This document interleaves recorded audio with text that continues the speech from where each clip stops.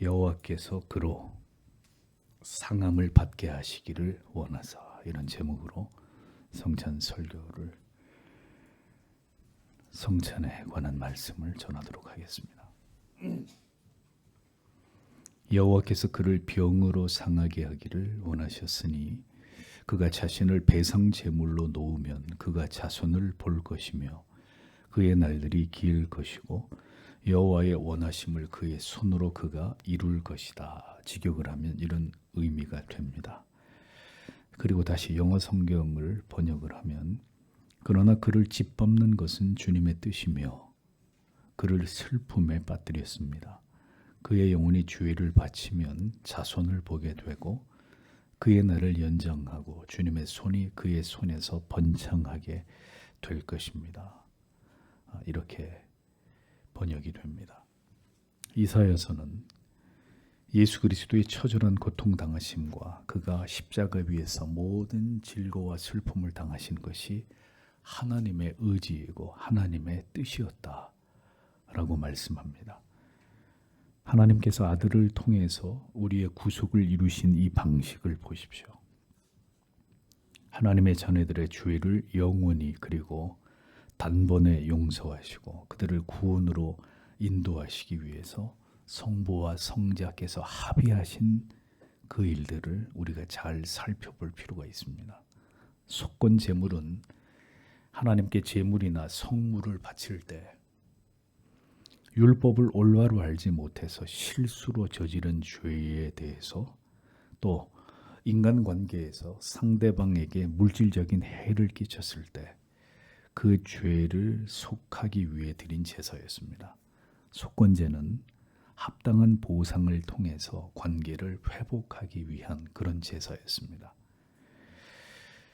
그리스도께서 자신을 도살장에 끌려가는 양처럼 속죄 제물로 삼으신 것이 우리의 죄를 속하시기 위한 대속적 희생의 의미라면 그리스도를 속건 제물로 비유함은 하나님의 공의를 충족시키고 하나님과의 관계를 복원하기 위한 우리의 모든 죄에 대한 배상적 의미를 강조하는 것이다. 이렇게 볼 수가 있습니다. 그리스도의 순환과 죽으심은 속죄와 배상의 의미를 가진 것으로 이사야는 우리에게 이렇게 말씀해 주고 있습니다. 그리스도의 능동적 순종과 수동적 순종도 이와 그 의미가 다르지 않다고 볼 수 있습니다. 중요한 사실은 그렇게 그리스도께서 온 몸으로 우리의 속죄와 하나님과의 관계의 회복을 위한 값비싼 대가를 지불하게 하시고 그를 그렇게 고난 가운데 내주심은 모두가 전적인 하나님의 의지였다.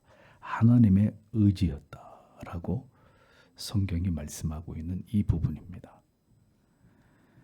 이것은 우리를 향하신 하나님의 사랑의 방식을 보여주는 것입니다. 하나님은 적당히 우리를 사랑하시는 분이 아니십니다. 어느 정도까지만 사랑하시고 사랑할 만한 것이 있을 때는 사랑해 주시고 할 수 있을 만큼만 사랑하시고 사랑의 가치를 상실하면 버려두시는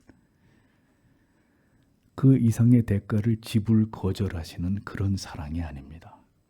하나님의 방식으로 그 공의를 충족하시면서도 우리를 죄로부터 완전히 구원하고야 마시는 방법을 취해서 우리를 사랑하셨습니다.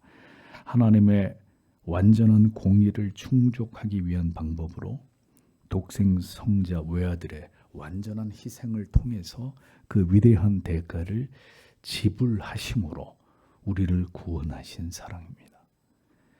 그리스도의 순환과 십자가의 죽으심은 그만큼 하나님께서 우리를 절대로 포기하지 않으시는 사랑으로 사랑하사 반드시 우리의 죄로부터 용서하고자 하셨고 그 용서는 하나님의 하나뿐인 아들이 완전히 희생되어야 했을 만큼 온전해야 했다는 것을 성경은 우리에게 웅변하고 있는 것입니다.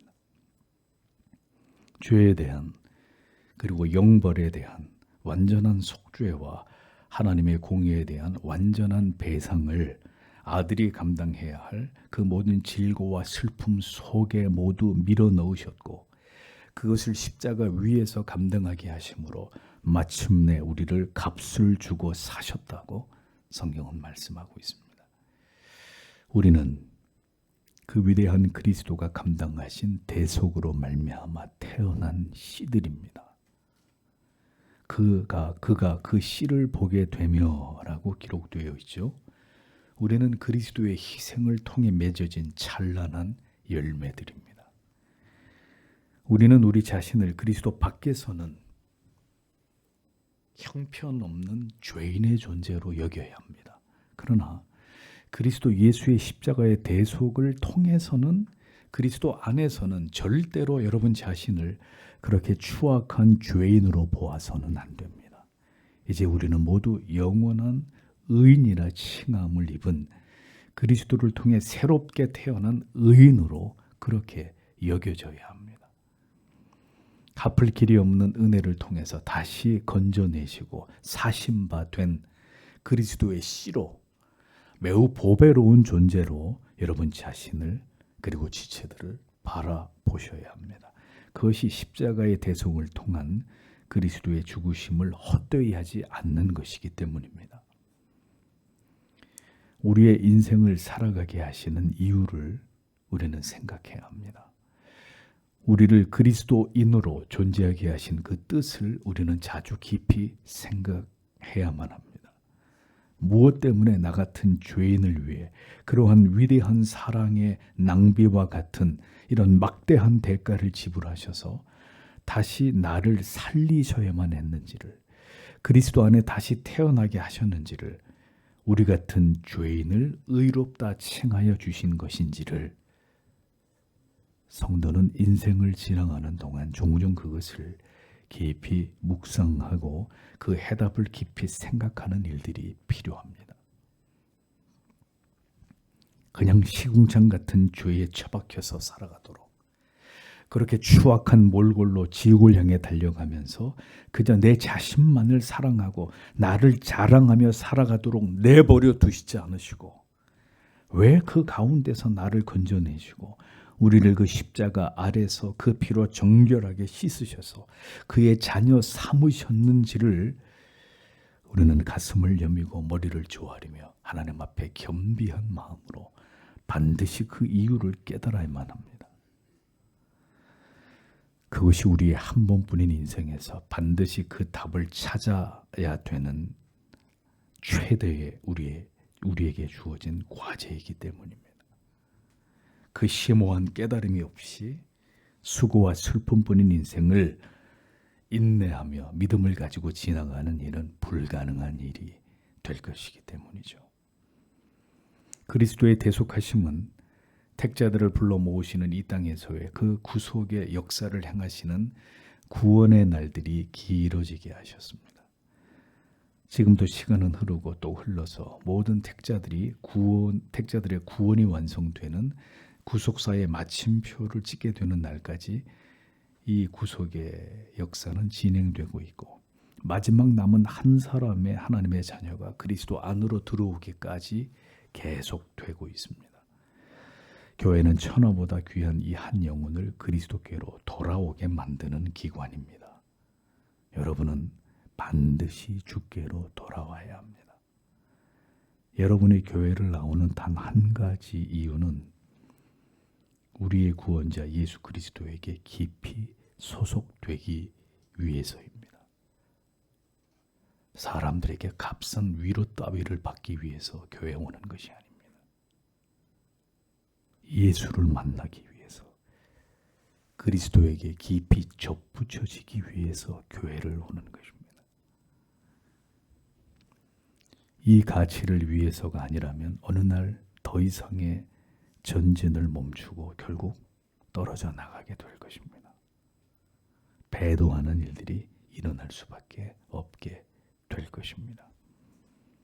여러분은 모든 상처와 아픔과 여러분 안에 꼬여있는 실타래 같은 죄 아래서의 모든 연약과 갈등과 상처와 아픔들을 풀어내고 주님께로 반드시 돌아와야 할 자들입니다. 우리 앞에 놓인 이 빵과 포도주는 바로 그것을 위해서 주님이 지불하신 대가임을 상기시킵니다. 믿지 않는 자, 아직 회심하지 않은 자에게는 격려와 용기를 주고 거듭난 자에게는 나를 위해 지불하신 그 위대하신 사랑의 희생을 생생하게 기억나게 만듭니다. 그 빵과 그 포도주를 먹으며 그리스도께서 나를 위해 지불하신 그 위대한 대가를 또렷하게 생각나게 하시는 것입니다. 그리고 그렇게 하는 이유가 있습니다. 하나님께서 아들을 통해서 하나님의 뜻과 계획을 이루신 그 방식을 다시 우리에게 하나님은 말씀하고자 하십니다. 그리스도의 이 땅에서의 그 초라한 삶과 그 비참하신 죽음, 음부에 내려가신 듯한 그 모든 고통을 하나님은 바로 자기의 아들을 통해서 감당하기를 원하셨다는 사실을 통해서 하나님은 우리 인생들에게 매우 중요한 교훈을 우리에게 가르치기를 원하십니다. 그것은 우리의 인생을 지나가면서 우리가 당하게 되는 고난의 의미를 더 깊이 생각나게 만듭니다. 아들의 순환을 통해 우리를 구원하신 하나님의 방식은 우리의 인생의 이 모든 수고와 고통과 슬픔과 눈물의 빛나는 의미가 무엇인지를 우리에게 말씀해 주고 있습니다.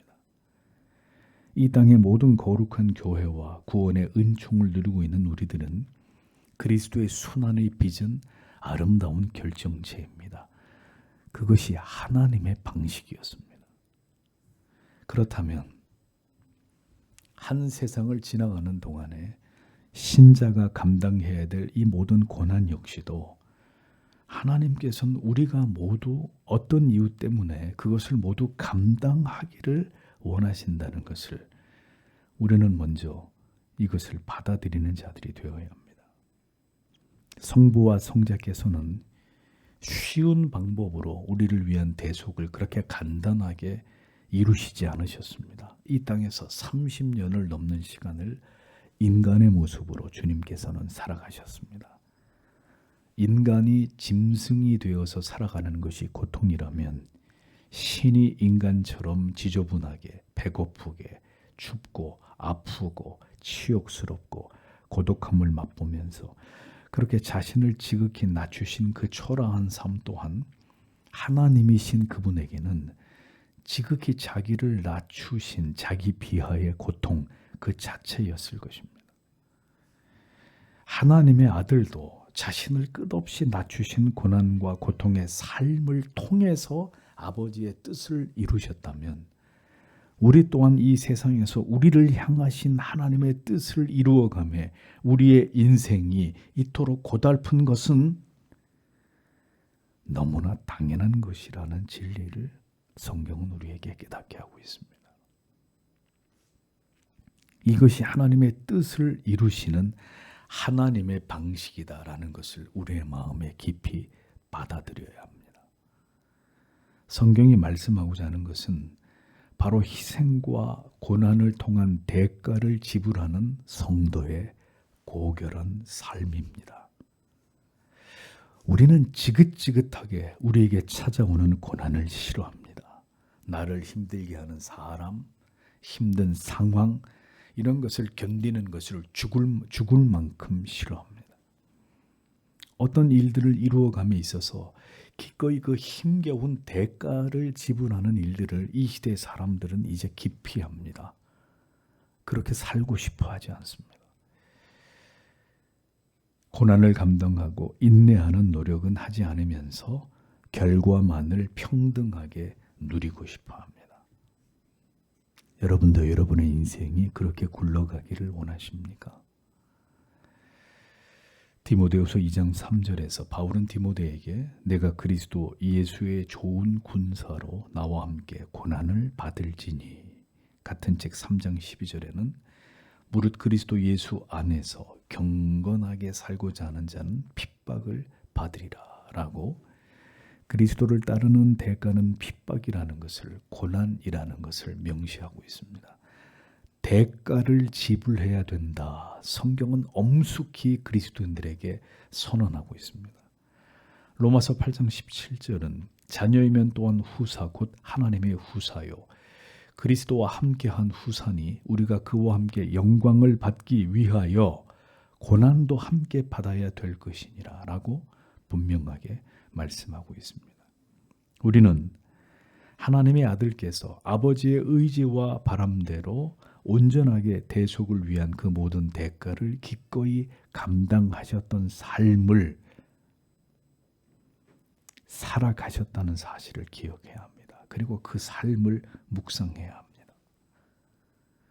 오늘 우리도 하나님의 뜻을 이루는 인생을 살아가기를 우리가 원한다면 그 뜻이 우리 자신뿐 아니라 우리의 자손들에게 성취되고 그들이 믿음을 잃지 않도록 마지막 시대에 하나님을 신앙하면서 신앙의 외길을 굳세게 걸어가기를 원한다면 오늘 우리의 간절한 기도와 이 괴로운 날들 속에서도 하나님을 바라고 의지하는 우리의 믿음과 삶이 바로 그것을 위한 밑거름이 되는 것이라고 생각할 수 있어야 한다는 것입니다.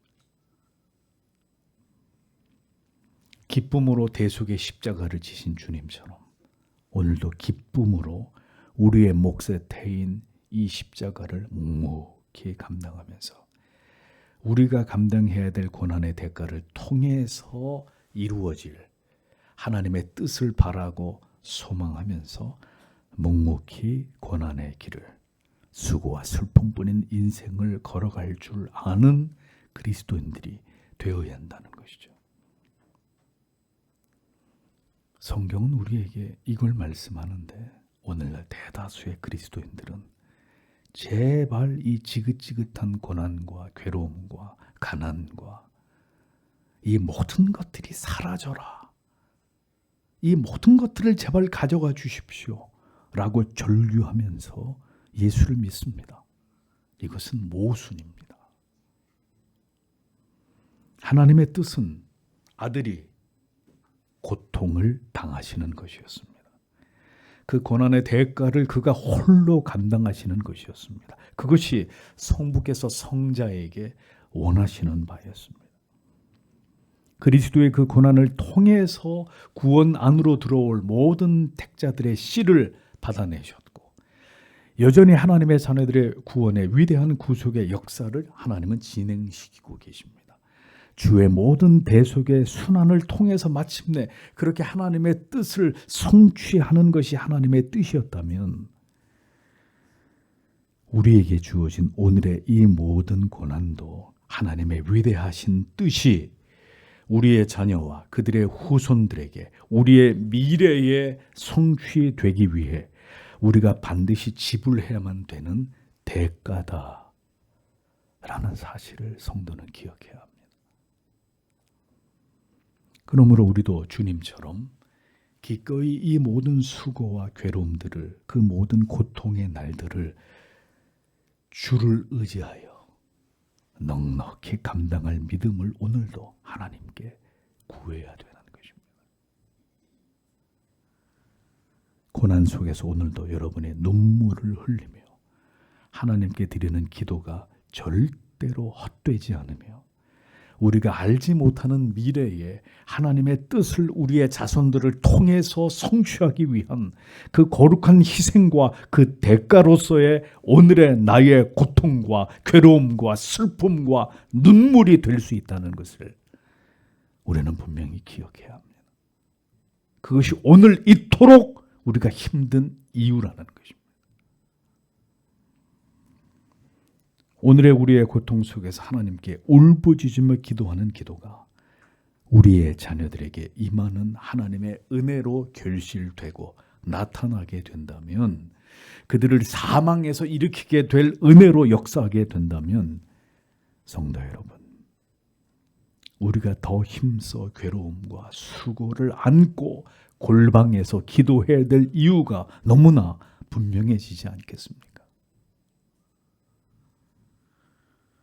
왜 주님은 예루살렘의 딸들에게 나를 위해 울지 말고 너희와 너희 자녀를 위해서 울라고 하셨을까요? 장차 이스라엘은 로마에 의해서 모두 잿더미가 될 것을 주님은 미리 알고 계셨기 때문입니다. 자녀들의 미래에 대해서 여러분이 진지하게 고민하고 괴로워하신다면 그들이 어떤 미래를 맞이하든 상관없이 그저 오늘을 즐기는 일에, 다만 나의 날들을 평화롭고 행복하게 하는 일로만 그렇게 모두 채우실 수 있겠습니까? 왜 내가 이렇게 아파야만 합니까? 왜 내 인생은 이토록 눈물로 범벅이 된 채로 지나가야 합니까? 성도 여러분, 그것이 궁금하십니까? 주의 모든 순환을 통해서 결국 모든 하나님의 백성들의 구원의 날을, 그 생애적이고 기쁜 날들을 하나님께서 아들을 통해 잉태케 하셨다면 오늘 우리의 이 모든 고통 속에서의 하나님께 드리는 간절한 기도가 마지막 때를, 그 참혹한 환난의 날들을 살아가야 될 우리의 자녀들의 영혼을 그 암울한 미래 속에서 곧게 지켜줄 것이라는 것을 기억하셔야 합니다. 여러분은 지금 그 대가를 지불하고 계시는 것입니다. 고통과 고난의 대가가 지불되지 않는 영원한 가치는 존재하지 않습니다. 우리가 사는 날 더 아파하고 더 치열하게 기도하고 눈물을 흘리면서 하나님을 찾은 그 모든 일들이 저들에게 다가오는 어둡고 불안한 미래에 등불이 되어줄 것 같으면 모든 믿음의 부모 되신 여러분, 다음 세대를 위해 우리는 고통 가운데 더 울어야 되지 않을까요? 더 자주 이 예배당에 나와 우리의 자녀들의 영혼을 위해, 그들이 살아가야 할 마지막 세상과 교회를 위해, 저들의 신앙을 위해 눈물의 씨앗을 심는 자들이 되어야 하지 않을까요? 우리 자녀들은 고통의 미래를 지금 기다리고 있는데 우리만 그저 편안하고 행복하게 살다가 가기를 원하신다면 오늘의 나의 모든 고통이 내게서 떠나가기만을 기도하시고 오직 우리만 평안하고 행복하게 살 날들을 소망하시면 됩니다. 그러나 주의 재림이 다가오고 있는 이 마지막 때에 조금 더 우리에게 괴로움과 아픔과 고통이 되더라도 우리의 자녀들을 위해 이 모든 대가를, 이 십자가를 우리가 짐으로 하나님의 뜻이 저들에게 이루어지기를 원한다면 오늘도 새벽을 깨우는 자들이 되시고 오늘도 하나님의 말씀을 한마디라도 저들에게 더 들려주기 위해 힘쓰는 여러분들이 되십시오. 그것이 주님께서 우리 안에서 우리를 통해서 이루고자 하시는 뜻입니다. 그로 상함을 받게 하시기를 원하신 하나님께서는 바로 이와 같은 이유로 여러분도 오늘 상함을 받기를 하나님이 원하신다는 것입니다. 그 대가를 통해서 우리의 자녀들을 구원의 길로 이끄시고 마지막 때에 그들이 믿음을 버리지 않도록, 배도하지 않도록 오늘의 우리의 고통이, 이 대가가 그들을 굳게 붙들어 주실 것이라는 겁니다. 그 뜻과 계획을 오늘도 아들을 통해 이루셨듯이 바로 여러분을 통해서 하나님은 이루어가고 계시는 것입니다. 그러므로 주께서 사랑하시는 성도 여러분, 오늘도 성찬에 나아가 다시 주님 제발 이 고난을 거두어 가주십시오가 아니라 하나님 이 고난을 감당할 믿음을, 힘을 우리가 이 성찬을 통해 얻으며 우리도 주가 지신 그 십자가를 더 힘있게 감당함으로 미래에 이루어져야 될 하나님의 뜻이 선명하게 이루어지도록 하나님 오늘도 우리를 붙드시고 도와주시기를 성도 여러분 하나님 앞에 간절히 기도하는 마음으로 이 성찬을 받으시기를 바랍니다. 다 함께 주신 말씀을 생각하면서 간절히 하나님 앞에 기도하고 성찬식을 거행하도록 하겠습니다.